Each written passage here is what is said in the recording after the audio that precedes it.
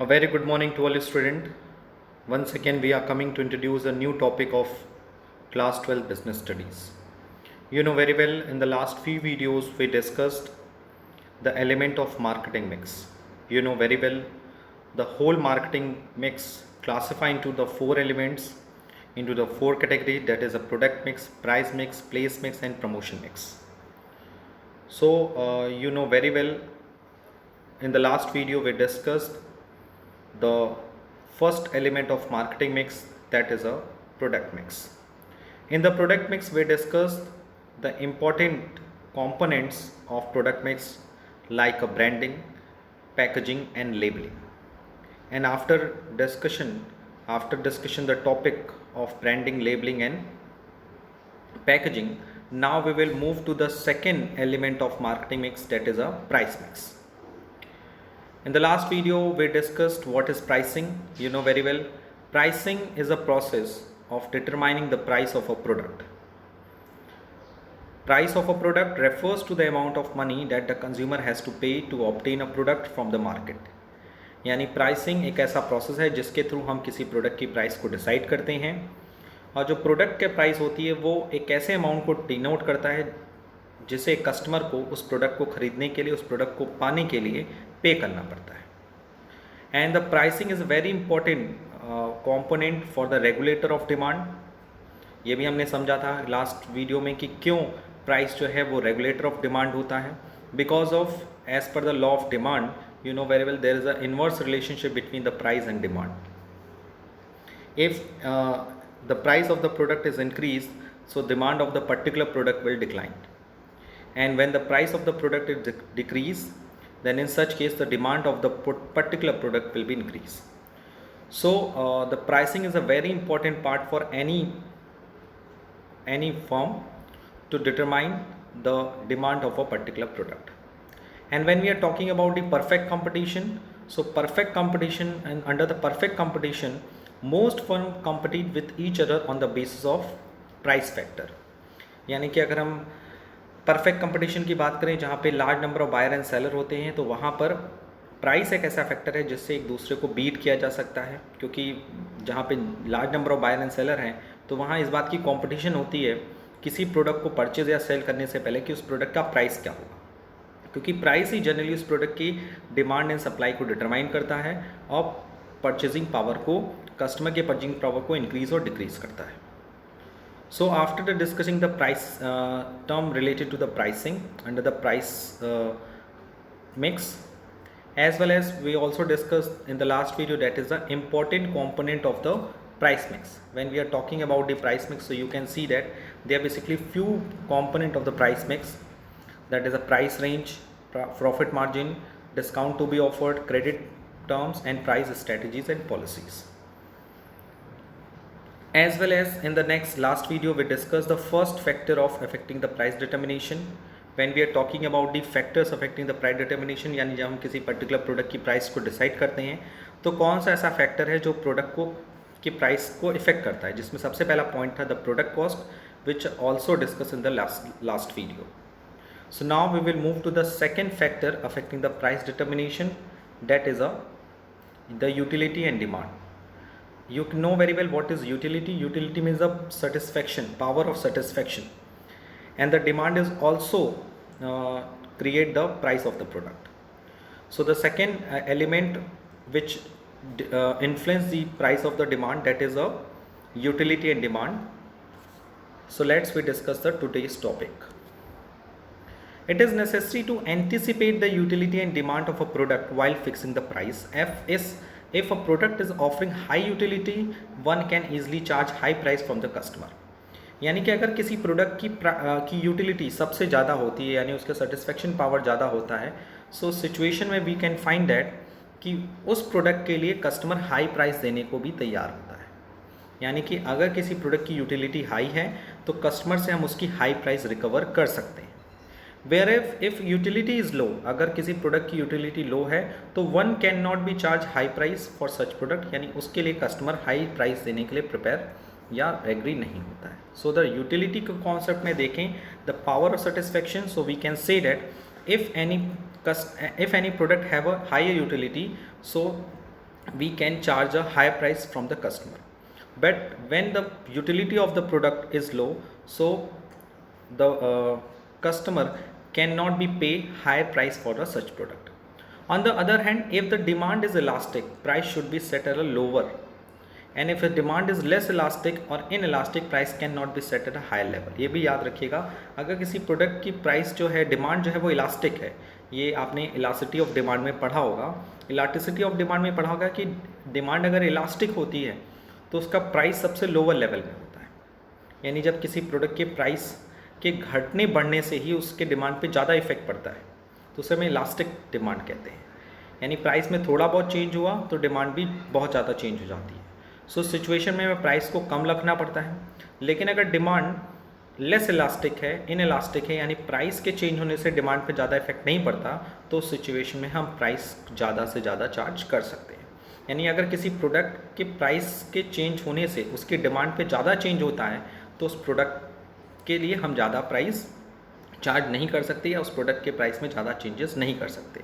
On the other hand, if demand of a particular less elastic और inelastic, यानी price incentive होता है, product sensitive नहीं होता। प्राइस सेंसिटिव होता है तो प्राइस को लोअर लेवल पे रखना पड़ता है, और प्राइस इंसेंटिव होता है, सेंसिटिव होता है, यानी प्राइस को लेकर वो ज़्यादा इफेक्ट नहीं करता, तो उसके लिए हम प्राइस को ज़्यादा से ज़्यादा चार्ज कर सकते हैं। The third factor which influence the determination of the price, that is the extent of competition in the market. ये सबसे इंपॉर्टेंट पार्ट है, because of you know very well the price of a product can be set up to the higher limit if the extent of competition is low in the market. अगर market में competition low है, यानी आप जो product deal करते हो उस product का जनरली कोई सब्स्टिट्यूट अवेलेबल नहीं है, या दूसरी कंपनी उस तरह का प्रोडक्ट लॉन्च नहीं करती है, तब तक आप मार्केट में उसके लिए हाई प्राइस चार्ज कर सकते हो। बट देयर रिएक्शन, बट अगर उस कंपटीशन हाई लेवल का है, यानी मार्केट में competition is high in the market, so in this situation you can not set up to the higher limit. आप प्राइस को ज़्यादा से ज़्यादा रिकवर नहीं करा सकते। Competitor price, that is known as competitor price का मतलब ये होता है कि वो प्राइस जो कि ज़्यादा कंपटीटर्स यूज़ कर रहे हैं। आप प्रेजेंटली देखो इन द सैनिटाइज़र बिजनेस में, presently in the period of कोविड-19, सो आप देख रहे हो सैनिटाइज़र का इनिशियल प्राइस काफ़ी महंगा होता था, but you know very well अब तो बहुत सारी कंपनी सैनिटाइज़र प्रोड्यूस करने लगी, तो competition level of the production of the sanitiser will be increase. So in this situation आप देखोगे चाहे वो ब्रांडेड कंपनी हो चाहे अनब्रांडेड कंपनी हो, उन सबके सैनिटाइज़र का जो प्राइस है वो लगभग इक्वलेंट लेवल पे आ गया है with their quality and quantity of the product. So the product quality and feature must be consider before the fixing the price. किसी प्रोडक्ट की प्राइस को डिसाइड करते समय उसकी क्वालिटी, उसके प्रोडक्ट और फीचर को कंसिडर करना बहुत ज़रूरी है, और कंपटीशन लेवल को भी ध्यान रखना बहुत ज़रूरी है। बिकॉज अगर हम कंपटीशन को नहीं देखते हैं और प्राइस को हाई या लो कर देते हैं, तो कहीं ना कहीं हमें उसके लिए डिमांड पे एडवर्स इफेक्ट देखने को मिलता है।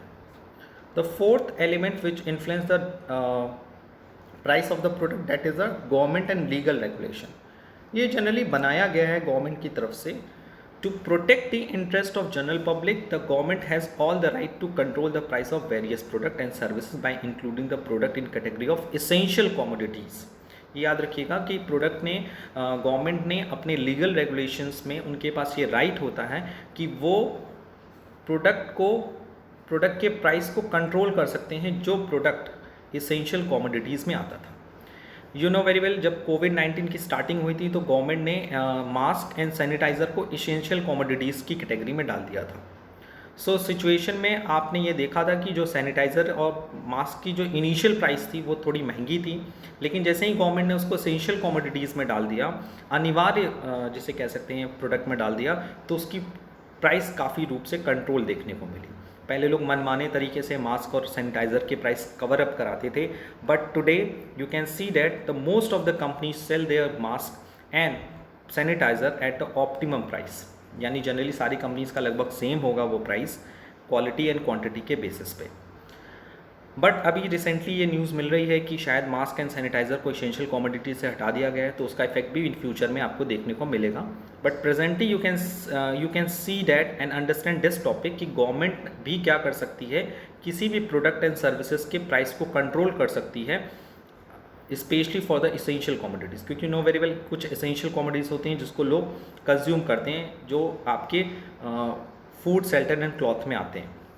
सो इन तरह की चीज़ों में अगर हम बात करें तो उनके प्रोडक्ट की प्राइस एक लिमिट होनी चाहिए, उसका प्रोडक्ट का प्राइस गवर्नमेंट डिसाइड कर देती है, ताकि कंपनी इसेंशियल कमोडिटीज़ के प्राइस हाई ना करे और आम पब्लिक भी यानी आम इंसान भी उस प्रोडक्ट को ईजिली कंज्यूम कर सके। For example drugs, some food items, LPG, इसके प्राइस कंट्रोल होते हैं। एलपीजी भी तो आप देखते ही होंगे कि गवर्नमेंट इसको डिस्ट्रीब्यूट करता है, उसके प्राइस को कंट्रोल करता है, उस पर कुछ सब्सिडी भी देता है। With government intervention there can be a check on the activity of monopolistic as they can not be charge unfairly high price for essential commodities. यानी जनरली मोनोपोलिस्टिक एक्टिविटी में अगर आप देखें तो कोई भी बिजनेसमैन इसेंशियल कमोडिटीज़ के लिए हाई प्राइस चार्ज नहीं कर सकता, फेयरली चार्ज कर सकता है, अनफेयरली। अनफेयरली का मतलब ये है कि मनमाने तरीके से हाई प्राइस चार्ज नहीं कर सकता। अगर कोई कमोडिटी है जिसका वास्तव रूप से रियलिटी में उसकी प्राइस महंगी आ रही है, प्रोडक्ट महंगा है, तो वो रिकवर करा सकता है, बट गवर्नमेंट उसके लिए सब्सिडी और उसके लिए कंट्रोल इस्टेब्लिश करता है। सो जब भी कोई कंपनी अपने प्रोडक्ट की प्राइस डिसाइड करती है तो first of all he will take the follow the rules of regulation given by the government, specially for the essential commodities. The number fifth factor which influence the price of the product, that is a pricing objective. You know very well, मैंने आपको बताया था कि there are basically two types of pricing objective। तो company generally अपने pricing objective के basis पे भी क्या करती है, प्राइस को डिसाइड करती है। If the objective of the firm is maximise sale, मतलब अगर कंपनी चाहती है कि उसके प्रोडक्ट की जो प्राइस है वो मैक्सिमम रहे, ठीक है, तो price will be set at lower level, उसका प्राइस लोअर लेवल पे रहे। If the firm's objective is profit maximisation, अगर कंपनी चाहती है कि उसके प्रोडक्ट का प्राइस सेल मैक्सिमाइज ना हो बल्कि उससे ज़्यादा से ज़्यादा प्रॉफिट रिकवर हो, so situation price will be set at a higher level. यानी प्राइसिंग ऑब्जेक्टिव में यू कैन सी डैट अगर कंपनी ये चाहती है कि उसकी सेल्स मैक्सिमाइज हो तो प्राइस लो रखती है, और अगर firm wants to obtain a profit maximization, the price will be set at a high level. Apart from this, the firm other pricing objective में भी, इसके अलावा भी फर्म के कई ऑब्जेक्टिव हो सकते हैं, लाइक ऑब्टेनिंग मार्केट शेयर। अगर मार्केट शेयर लीडरशिप, अगर कोई कंपनी ये चाहती है कि उसके पास ज़्यादा से ज़्यादा मार्केट शेयर मतलब उसका प्रोडक्ट सबसे ज़्यादा बिकने वाला हो, ज़्यादा से ज़्यादा कंज्यूमर उसको यूज़ करे, तो उस केस में वो अपने प्राइस को लोअर लेवल पर रखती है। Like a Jio, you can see that जब जियो ने मार्केट में इंटर किया तो उसने अपने प्राइस को सबसे लोअर रखा as competitor to other communication network like a Vodafone, Idea and BSNL। उसने चाहे पब्लिक सेक्टर्स कंपनीज हो चाहे प्राइवेट सेक्टर कंपनीज हों, कम्युनिकेशन सेक्टर की, उन्होंने सबके प्राइस से सबसे लोअर प्राइस पे उन्होंने अपनी प्राइस को रखा, और उसका इफेक्ट ये देखने को मिला कि आज जियो कंपनीज के पास कम्युनिकेशन सेक्टर का सबसे ज़्यादा मार्केट है, यानी उसका कंज्यूमर सबसे ज़्यादा है। So if any company want to obtain a market share leadership, यानी वो सेक्टर का मार्केट शेयर लीडरशिप बनना चाहता है, लीडर बनना चाहता है, तो उसे अपने प्राइस को सबसे लो करना पड़ता है।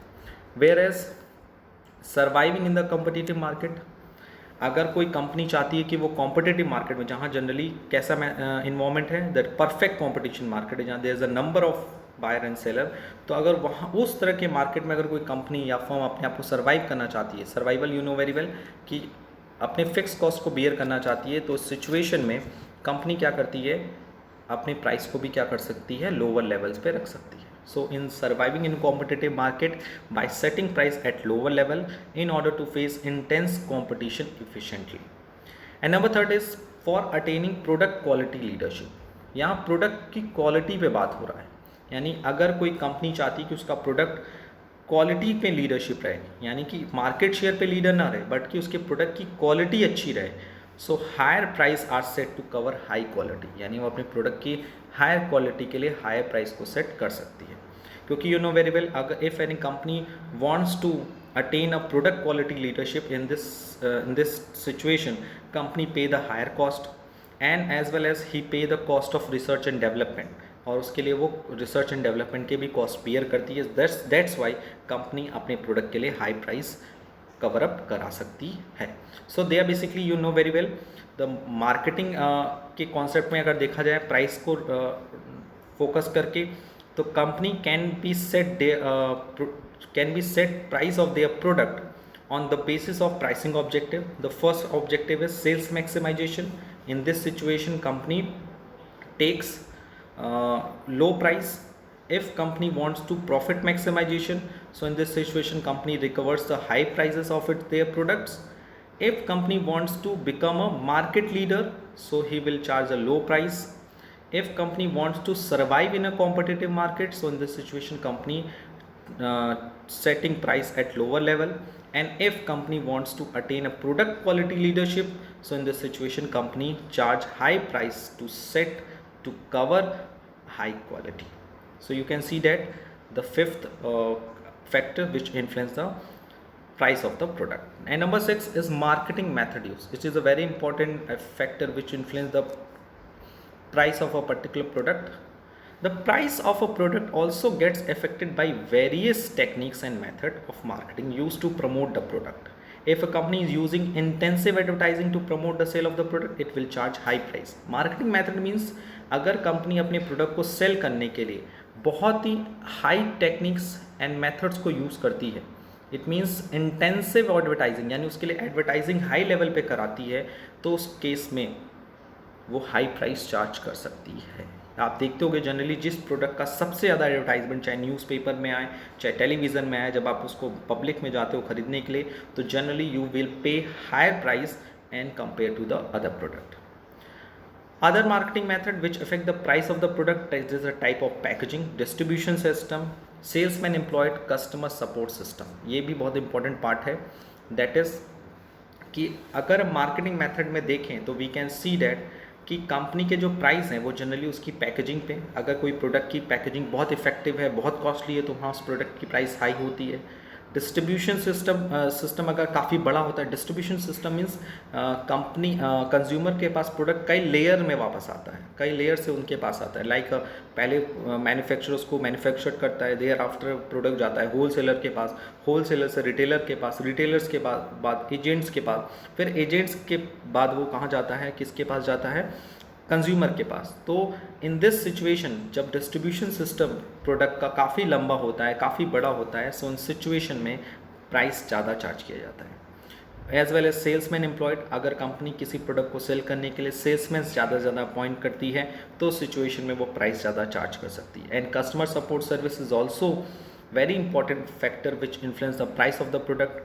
If company provide a great customer support services, यानी कंपनी सर्विस आफ्टर सेल के सिचुएशन में अपने कंज्यूमर को अच्छा कस्टमर सपोर्ट सर्विस देती है, तो सिचुएशन में भी वो अपने प्रोडक्ट के लिए हाई प्राइस चार्ज कर सकती है. Because you know very well कि सेल हो जाने के बाद जो कंपनी आपको सर्विस देती है वो जनरली फ्री ऑफ कॉस्ट होती है for the period of 1 year. तो उसके लिए कंपनी को आपके प्रोडक्ट में से ही प्राइस चार्ज करना पड़ता है. So you can see that कि we take the 6 very important factor which influence the price, and we completed the second component of marketing mix, that is a price mix. In this topic, firstly we discuss what is pricing, what is price mix, what are the components which influence the price mix, as well as we discuss the factor affecting which influence the price of the product. So एक बार फिर से revise कर लेते हैं one by one. The first factor which influence the price of a product, that is a product cost. Second one is a utility and demand. Third one is the extent of competition in the market. Fourth one is the government and legal regulation. Fifth one is the pricing objective. Sixth one is the marketing method used. So you can see that if a company use intensive advertising, so it will charge high price. If company use a high package, very attractive packaging, so he will also charge the high price. If a company's distribution system is very long, so it will charge high price. If a salesman employed for the sale of any product, the company will also charge the high price. If customer provide a great customer support service, then in such situation company will charge high price. So now we will move to the third component of marketing mix, that is a place mix, which is also known as the physical distribution. So without creating any kind of delay, let's we move to the third element of marketing mix, that is a place mix, and place mix is also known as the physical distribution. The third element, that is a physical distribution, you can see on your screen, that is a physical distribution is concerned with the making the goods and service available at right place so that people can purchase the same. So you can see that a place mix concerned with making the goods and service available at a right place so that people can purchase the same. यानी कि जो third component है product का marketing का, जो सबसे पहला था प्रोडक्ट पे हम फोकस करते हैं, प्रोडक्ट की क्वालिटी पे, ब्रांडिंग पे, पैकेजिंग एंड लेबलिंग पे. उसके बाद हम लोग फोकस करते हैं ऑन द प्राइस पे, what are the optimum price, affordable price for the customer, and thereafter marketer focus on the delivery of the product. That is कि कोई भी प्रोडक्ट हो या कोई भी गुड्स हो या सर्विस हो, वो कंज्यूमर को ईजिली राइट प्लेस पे मिल जाए ताकि परचेजर को उस प्रोडक्ट को खरीदने में कोई दिक्कत ना आए. And these are the two important decision related to the price mix, place mix, that is a physical distribution.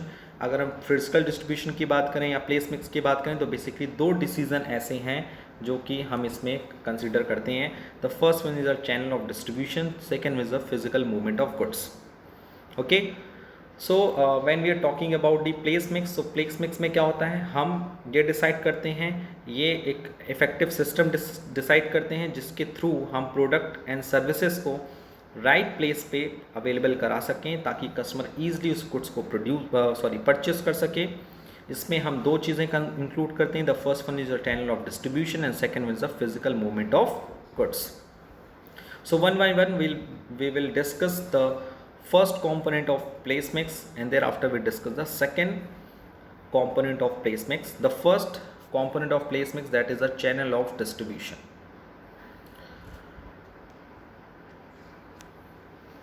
The channel of distribution are set of individual and firm take titles or assist in transferring title of particular goods and services as they move from producer to consumer.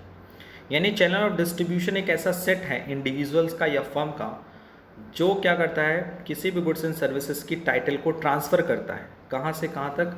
From producer to consumer. यानी basically if you are talking about the channel of distribution, तो we can find that कि channel of distribution की help से हम लोग क्या करते हैं, बेसिकली ये फाइंड आउट करते हैं, ये पता करने की कोशिश करते हैं कि किसी भी गुड्स की ईजिली टाइटल ट्रांसफ़र हो सके प्रोड्यूसर से कंज्यूमर से. अगर हम बेसिकली एक छोटा सा एग्जांपल लें तो चैनल ऑफ डिस्ट्रीब्यूशन में बेसिकली होता क्या है, first of all manufacture who manufacture the goods, okay, and उस एक्चुअल टाइटल उसी की होती है. एंड देयर आफ्टर वो क्या करता है, उस गुड्स को किसको देता है, उस प्रोडक्ट को देता है होलसेलर को. अब किसके पास टाइटल आ जाती है, होलसेलर के पास.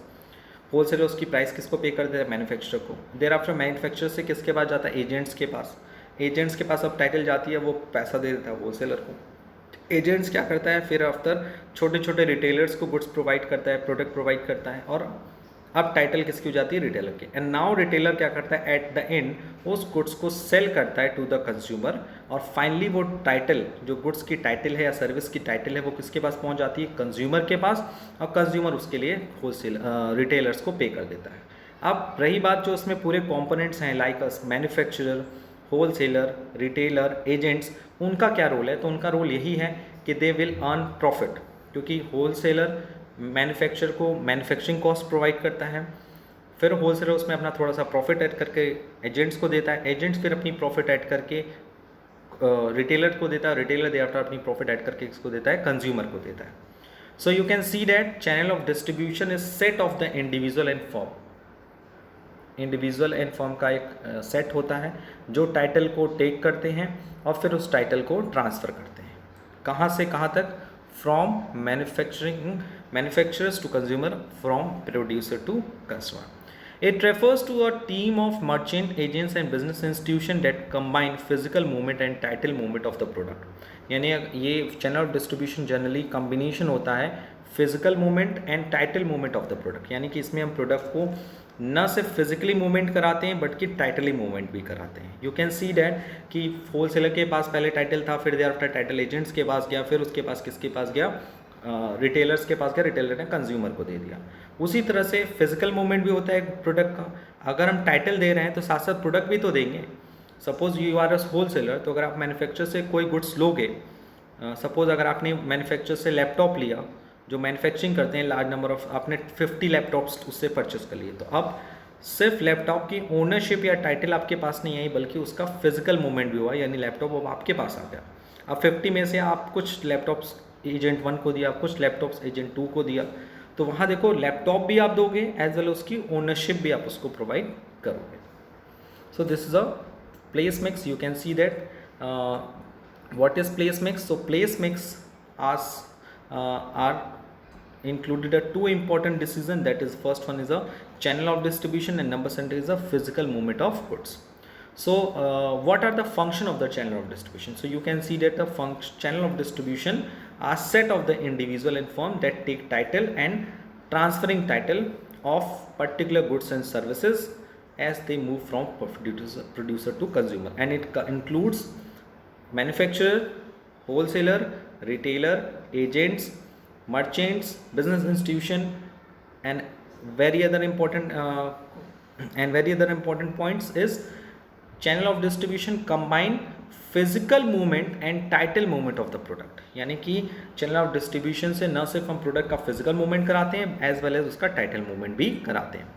So now we will move to the next topic, that is a function of channel of distribution. So in short we can study it. Channel of distribution is smoothen the flow of goods by creating position, place and time utilities. Generally अगर हम देखें तो channel of distribution के through हम position, place and time तीनों को utilise करते हैं. How? Position, the first one is कि गुड्स की position one person to another person होती है. प्रोडक्ट की जो प्लेस है वो एक प्लेस से दूसरे प्लेस पे चेंज होती है. एंड टाइम भी से बचता है. कैसे?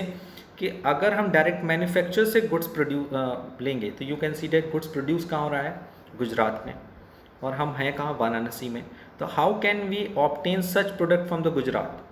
गुजरात जाएं या गुजरात में मेल करें, गुजरात में कॉल करें, फिर वहाँ से गुड्स आएगा, तो टाइम काफ़ी लगेगा. So you can see that with the help of effective channel of distribution we easily smoothly the flow of goods by creating position, यानी गुड्स का पोजीशन भी चेंज होता है, उसकी प्लेस भी चेंज होती है और टाइम भी सेव होता है. Some important function perform by the sorting. It refers to the process of sorting the product into homogeneous product on the basis of size, quality, feature and price. Channel of distribution से पहला function ये होता है कि हम product की shorting कर देते हैं. शॉर्टिंग मतलब जो प्रोडक्ट होमोजीनियस होते हैं यानी similar nature of the goods होते हैं उनको होमोजीनियस ग्रुप में डिवाइड कर देते हैं. यानी जो प्रोडक्ट्स हैं उनको होमोजीनियस ग्रुप में डिवाइड कर देते हैं, जैसे उनकी साइज़ के अकॉर्डिंग. छोटा पैकेट अलग, बड़ा पैकेट अलग एंड मीडियम पैकेट अलग. साइज़ क्वालिटी के अकॉर्डिंग ये good quality, medium quality and low quality. Feature के according, and you know that very well कि प्रोडक्ट में डिफरेंट फीचर्स होते हैं, तो उन फीचर्स के अकॉर्डिंग प्रोडक्ट को हम शॉर्ट कर देते हैं. प्राइस के according, that is a high price, medium price and low price. Number second is accumulation. with the help of channel of distribution, it refers to the process of accumulation of good into the larger homogeneous stock. Generally हम लोग क्या करते हैं, जो भी channel of distributions होते हैं वो गुड्स के लार्ज एंड होमोजेनियस स्टॉक बनाते हैं. This will help to maintain a continuous flow of supply. कि जनरली अगर किसी प्रोडक्ट की लार्ज डिमांड आ जाता है, बड़ी बड़ी डिमांड आ जाए, तो हम with the help of channel of distribution उस डिमांड को सेटिस्फाई कर सकते हैं, क्योंकि हम बड़े बड़े होमोजेनियस स्टॉक्स क्रिएट करते हैं. होमोजेनियस मतलब सिमिलर ग्रुप के स्टॉक पे, और एक्यूमुलेशन बनाए रखते हैं. एक्यूमुलेशन मतलब फ्लो ऑफ द गुड्स बनाए रखते हैं कि जितनी सब डिमांड आती है उसके अकॉर्डिंग हम गुड्स की सप्लाई भी बनाए रखते हैं. The third one is the allocation. It involves breaking homogeneous stocks into smaller marketable lots. This will help in making sales easily according to the different requirement of different buyer. Allocate भी करते रहते हैं, short करते हैं, accumulate करते हैं, allocate मतलब बंटवारा करते हैं कि कहाँ हमें बड़ा लॉट देना है, कहाँ हम छोटे लॉट्स देने हैं। सो उसके अकॉर्डिंग हम according to the buyer different requireds के अकॉर्डिंग हम गुड्स को एलोकेट भी करते हैं। यानी बेसिकली अगर हम बात करें कि सपोज होलसेलर का काम क्या है, शॉर्टिंग करना, प्रोडक्ट को शॉर्ट बना देना। ध्यान से समझिएगा इस चीज़ को। Generally sorting will be perform by the wholesaler. Wholesaler क्या करता है, होमोजीनियस ग्रुप्स क्रिएट करता है, प्रोडक्ट को मैन्युफैक्चरर से परचेस करता है, उनकी size, quality and feature and price के अकॉर्डिंग गुड्स को शॉर्ट कर देता है। एक्यूमुलेशन एजेंट्स का काम क्या होता है कि डिफरेंट एरियाज़ में गुड्स की सप्लाई को मेंटेन रखना, क्योंकि नो वेरी वेल एजेंट्स को डिफरेंट एरिया में रिस्पॉन्सिबिलिटी मिली होती है कि आपको इस एरिया में ये गुड्स को सप्लाई करना है। तो एक्यूमुलेशन बना रहता है with the help of agent. Allocation क्या होता है कि with the help of agents retailer से कांटेक्ट करके ये पता करने की कोशिश करता है कि उसके एरिया में बायर्स की सिचुएशंस क्या है। सो उस अकॉर्डिंग वो मार्केटिंग लॉट्स भी प्रोवाइड करता है। जहाँ किसी गुड्स की पर्टिकुलर की डिमांड ज़्यादा होती है तो वहाँ वो ज़्यादा गुड्स एंड सर्विसेज एलोकेट करता है, वहाँ ज़्यादा स्टॉक्स देता है, और जहाँ डिमांड कम होती है वहाँ कम देता है। So you can see that with the help of channel distribution we can easily sorting, accumulating and allocation of the product and services by which we create a smooth flow of goods by creating presence, place and time utility. So today we discussed the very important part. Firstly we discussed the factor affecting the price of the product, and thereafter we discussed the third component, the third element of marketing mix, that is a physical distribution or place mix. In this situation we can take the two important decisions are covered into it, that is the channel of distribution and physical movement of goods. And in this topic firstly we discuss what is channel of distribution. Channel of distribution are set of individual and firms that take title and assist in transferring title of a particular goods and services. They move from producer and consumer. As well as we discuss the function of channel of distribution.